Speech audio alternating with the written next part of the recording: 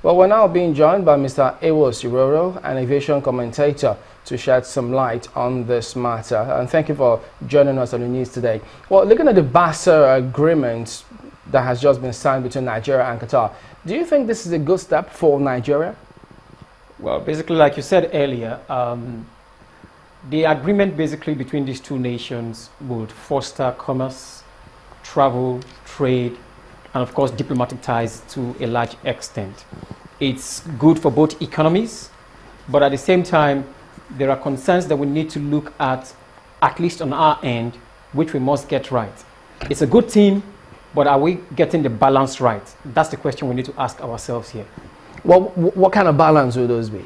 Well, basically, when you sign such an agreement, it is with the understanding that both nations have carriers that can reciprocate those BASAs. Now, in this sense, already we have 7 flights out of Nigeria to Doha, out of Lagos.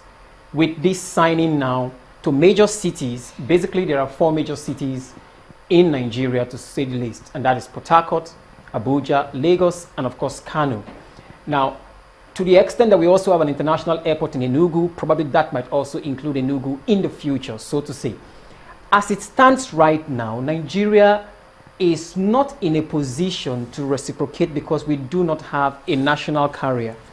Now, where we do not have a national carrier to reciprocate, currently we have some flag carriers. I need to understand the nitty-gritty of this agreement. Does it also have a caveat that these carriers will be allowed to fly to major cities as well in Qatar? Because it has to be a joint agreement, something that is mutually beneficial for both nations. If you ask me, as it stands right now, we are not effectively prepared for such an agreement, if you ask me. Why? We don't have a carrier in the first place, let alone a strong carrier. Because if you're going to be competing with a carrier that is known globally as the only 7-star airline with a fleet size that you can count and count and count, as against a nation that doesn't really have a strong carrier. The biggest carrier we have today doesn't have up to 30 aircraft compared to Qatar. So probably there are some nitty-gritties which you and I do not know in the agreement, so to say, that will probably make up for that shortfall. I wouldn't know. But it's a good thing, but at the same time, we must realize that we have a domestic aviation industry that needs to thrive.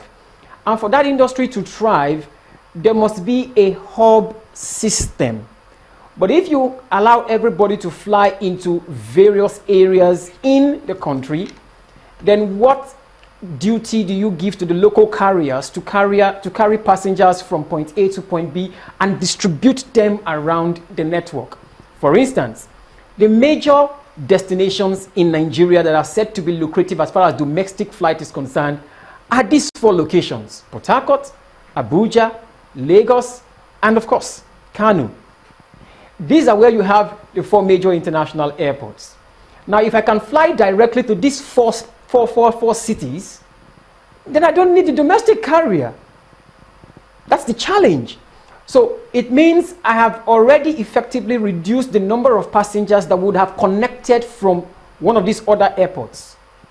Because now, with this signing, they can fly from virtually any of these destinations. So where does that leave our local industry? That's just my concern. All right, now, I mean, it's not just us that don't have all the fine details of that agreement, because there are so many who have been asking, what exactly did we sign in terms of the fine details? Now, let's do this. Now, could you tell us, from your perspective, what should we ideally be looking out for in this agreement in order for us not to be disadvantaged? Well, basically, I would want a situation whereby there is an agreement which allows Nigeria to benefit from that route, irrespective of the fact that we do not have a carrier flying there. There are agreements that could be signed such that you could block some seats, or I know we've had royalties for some time now. We need to make sure we have an agreement in place that would also take to cognizance the interest of Nigeria. Yes, for an agreement like this, we know it would help politically, it would help economically to a large extent. But in the end, we are at the short end of the stick if we do not have a carrier that can reciprocate and do the same number of frequencies to various cities in the other nation.